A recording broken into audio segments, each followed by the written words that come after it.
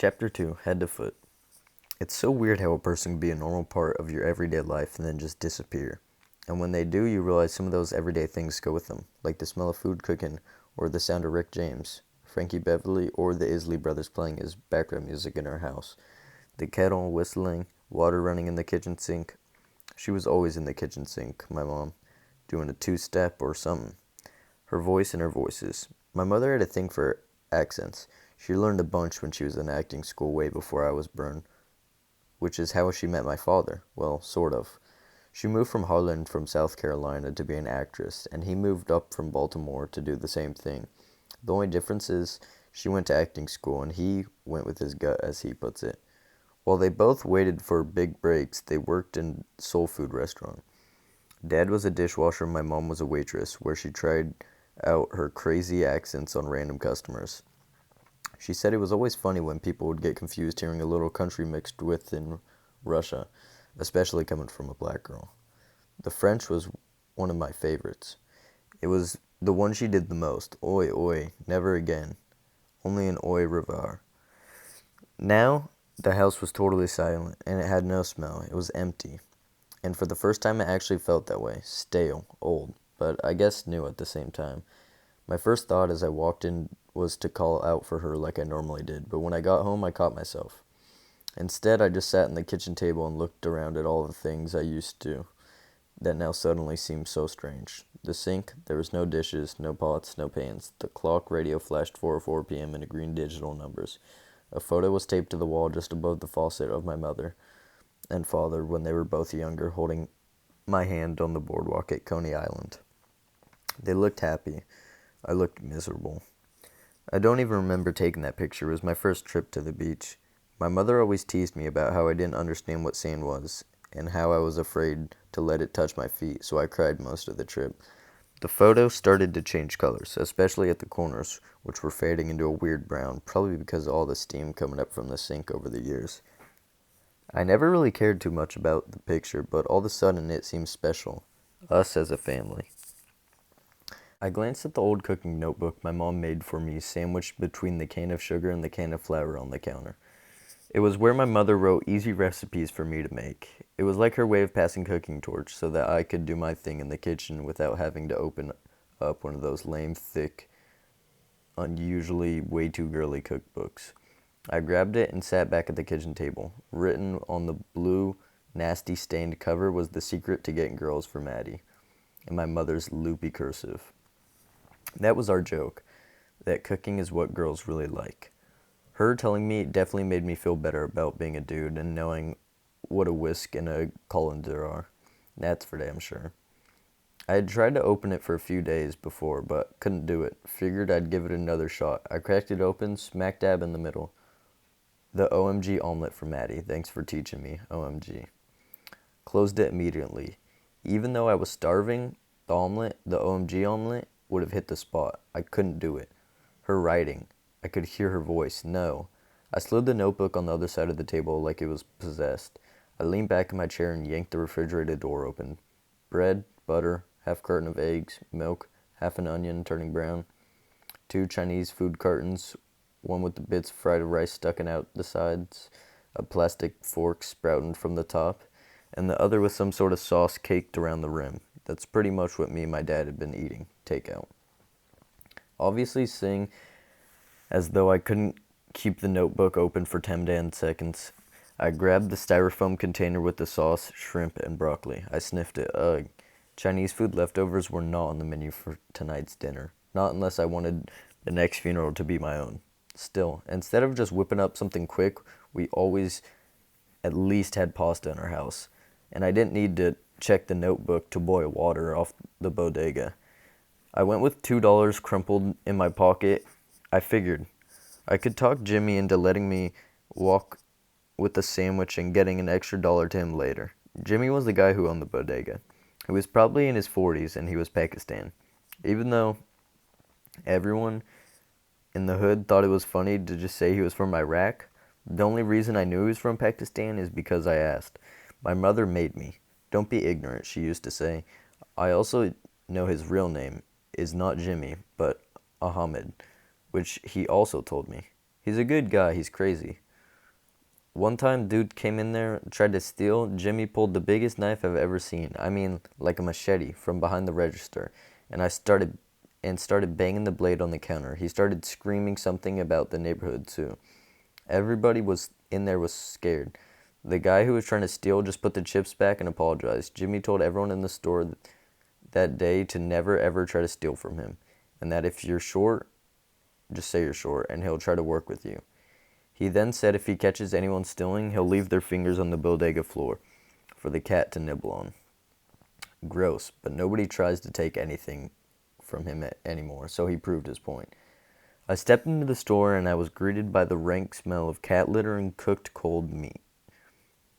A little bit of mayo, just a little bit, a young guy said to Mike. The sandwich maker, whose name wasn't Mike, but Tahir, y'all be getting mad heavy-handed on that mayo, and put some sweet peppers on there for me, dude. Jimmy sat behind the counter, divvying up Lucy cigarette matchbooks, blunt cigars, lotto tickets, dimey candy. Maddie, what's good, baby? He said in his weird mixed-up Arabian New York accent. I'm good, I said. I walked up to the counter. Jimmy leaned over a little. Yo, I heard about Miss Miller. Sorry about that, fam. How you holding up? He whispered, trying to be respectful. We good, I said short and looked away. I just didn't really want to go into all that standing in front of the middle of the bodega. I didn't even know how he knew. I just take that bag. Yes, I did. People come in the bodega running their mouths all the time. It was the only place outside of church you could find out anything and everything about the hood. Even though most of it was made up, I kind of wanted to know how he had heard. Like, what were people saying she died from? Knowing this neighborhood, people were probably saying it was a drug overdose because that's what people say. Yeah, she used to get high. That's what she was, always so funny. They were probably saying. So I didn't even bother to ask. Didn't matter what they thought. I slid my wrinkled dollars up on the counter as if it were a secret note. I was passing in class. What you need, man? Jimmy asked, adjusting his net cap. I need a sandwich. I'm short a single, but I'll get you tomorrow, I said softly. Without even thinking about it, Jimmy took the $2 and threw them into the register, and he yelled something to Arabic Mike, who stood behind the meat cutter holding the turkey breast in his arm like a football. Mike said something back. It all sounded like a whole bunch of throat clearing, but it was used to it. Maddie, you know your family, and I know you or your pops is good for it. Matter of fact, take 2. One for Mr. Miller. Jimmy smiled and held out his fist for a pound. I walked over to Mike. He just nodded, which was his way of saying, can I take your order? Let me get a honey glazed on a roll. Lettuce, tomato, mayo, provolone, sweet peppers, oil, vinegar, black pepper, meat, and cheese. Hot. I rattled off like naming brothers and sisters I don't have. I've been ordering the same sandwich since I was a kid. It's the way my dad orders. 2 of those, please. 3, a voice from behind. Make that 3 of those, Mike. Cheddar, though, not provolone. Don't want anybody all that fancy cheese. Mike shook his head and smirked. I turned around and already knowing who I'd see. What's up, Chris? What's good, Matt? We slapped hands. What's going on? I've known Chris pretty much my whole life. He lived in the apartment building at the end of the block. And let me tell you, living in a brownstone and living in an apartment building are very different. In a brownstone, you either own the whole house, like us, or the floor split in between the 2 other families, 3 max. But in the apartment building, it's like 20 families, sometimes more. So it's always a bunch of mess going on, and that's how it is in Chris's building. A bunch of mess. Everybody's around here called it the crazy building. There's always a gang of dudes posted up outside all night talking trash and pushing packs of whatever to whoever. Nobody even parks their car in front of that building, scared that when they come out to get it in the morning, it'll be sitting on blocks. And that was probably the truth.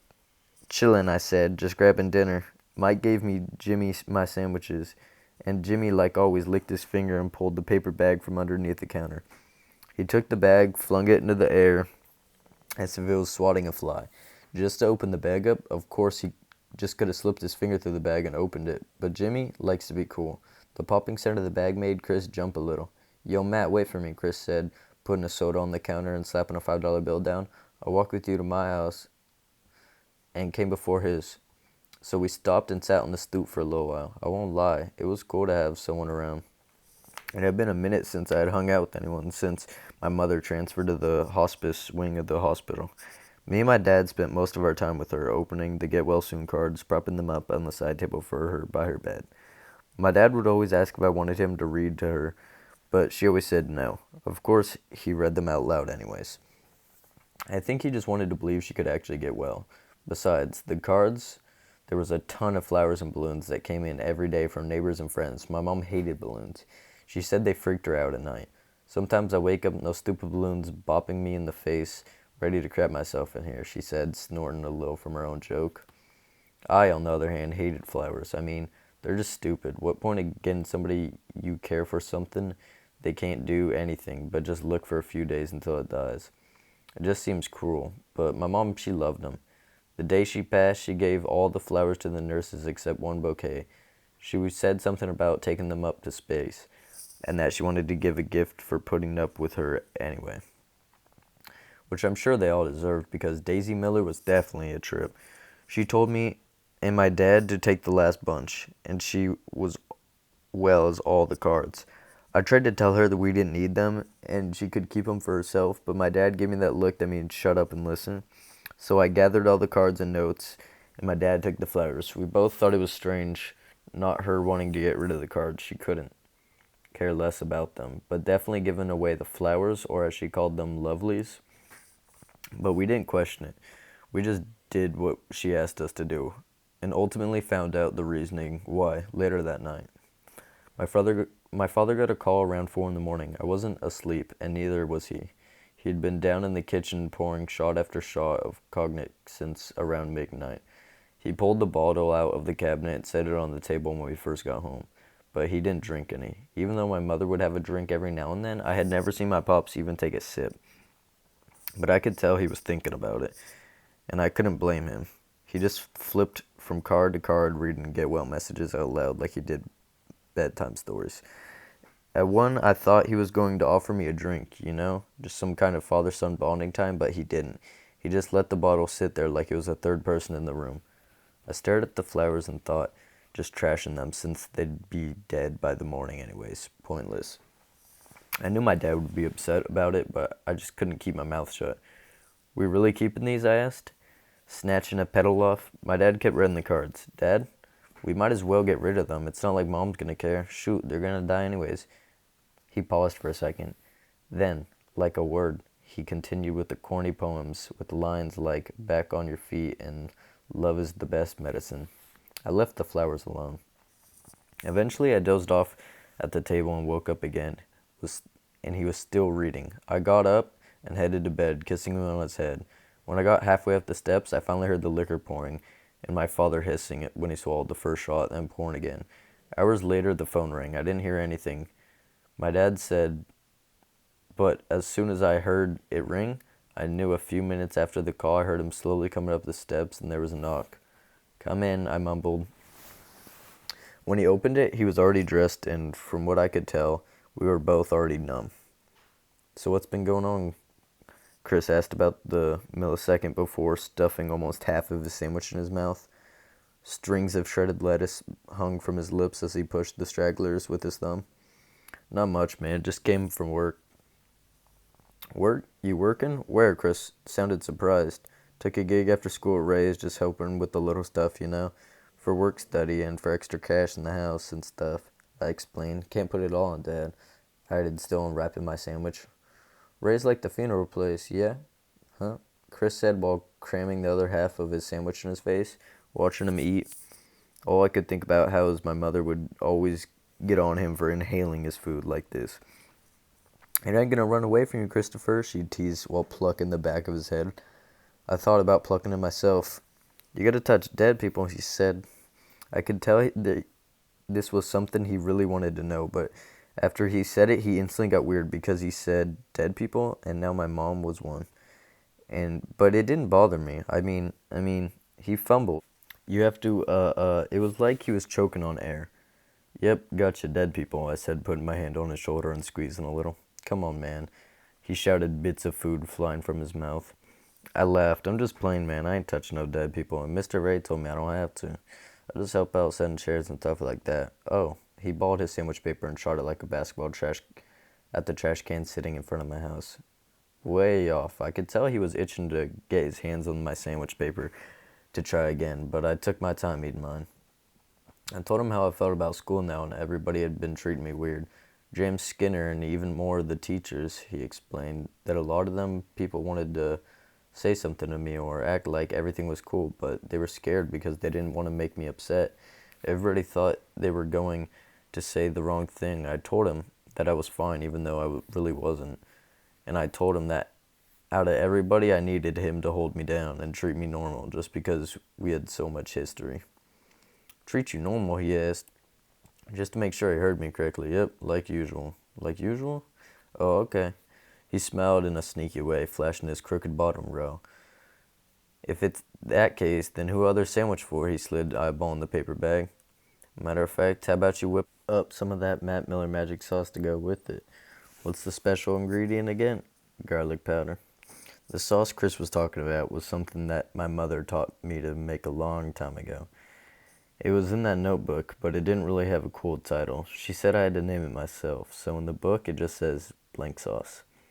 It's a sauce that pretty much goes with everything, burgers, chicken, and even bodega sandwiches. It's just ketchup, mustard, honey brown sugar, and garlic powder, which really kicks up the flavor of anything you're making in the kitchen.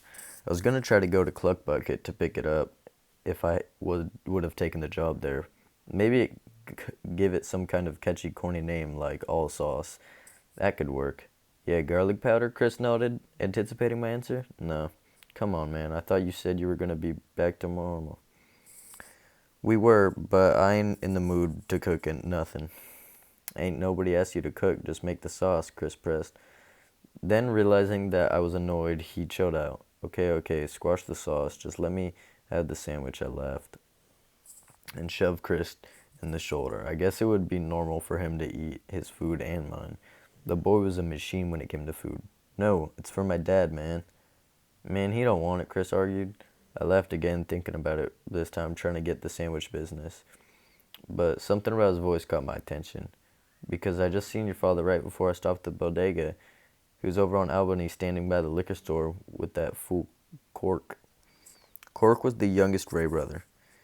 He was one of the brothers they let help out whenever he was around, which was almost never, mainly because he was always staggering up and down the street with a wet spot in the front of his pants. To say it plainly, dude was straight up drunk.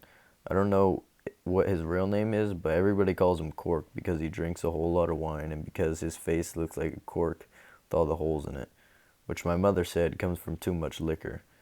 I knew that if my father was hanging out with him, nothing good was happening. Well, I'm still going to save it for him, I said, now a little mad. We sat for a little longer watching ladies' push carts filled with groceries and laundries, and kids bopping down the sidewalks, talking loud, kicking whatever wasn't nailed down, and suddenly street lights started to buzz and flicker. Man, I'm gonna go head home, Chris said. You know I don't play with the night. Chris almost never stayed out past dark. Even though he was old enough to hang out later, he still went in the street lights. Come on, just like when we were kids, not because he had to, but because when it got dark, the stoop in front of his building became the base of those dudes I talked about before, who loved to give anyone and everyone a hard time, just like those losers in Cluck Bucket, looking for a target, somebody to mess with. There was this time when me and Chris were like 7 and my folks were trying to have some alone time for Valentine's Day. Chris's mother said that she'd babysit me, and my dad walked me down there. And when we got to the building, the guy stood out in front, purposely blocking the door. Excuse me, my father said to one of the men standing directly in front. No response. Just flat ignored him. Excuse me. This time my father said it louder and got real close to the guy, and the dude was just a teenager. But when you're 17s, way older and much bigger, the kid had no choice but to move. Your father was going to, as he puts it, bring Baltimore out on his ass.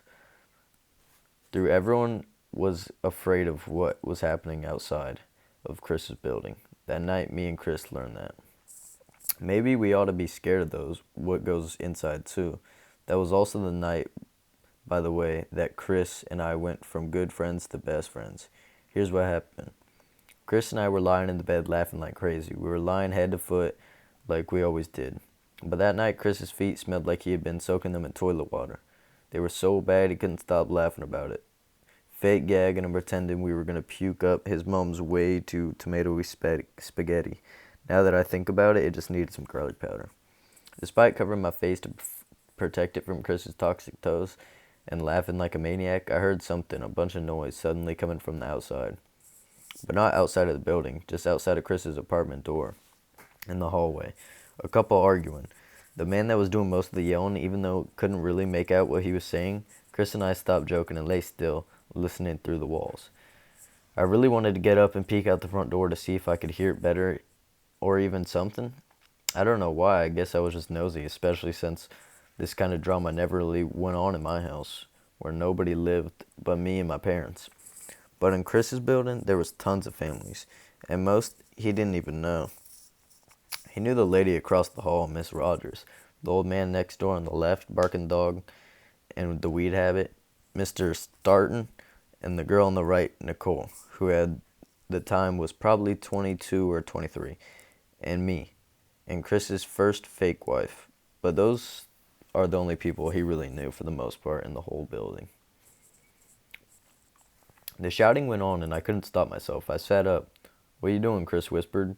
"Going to see what's happening." Chris' eyes went from wide to, "Are you crazy? My mother will kill us. You know her rules." I did know the rules. Miss Hayes ran them down every time I came over. Rule 1. All empty food containers like Chinese food or empty McDonald's bags have to be put in either the microwave or in the refrigerator until we take the trash out in the morning.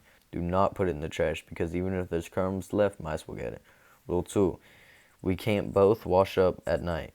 One of us has to wash up at night, one of us has to wash up in the morning to make sure she gets to have some hot water too. I didn't really understand this one, but I guess there was only enough hot water for 2 people in the apartment, not 3.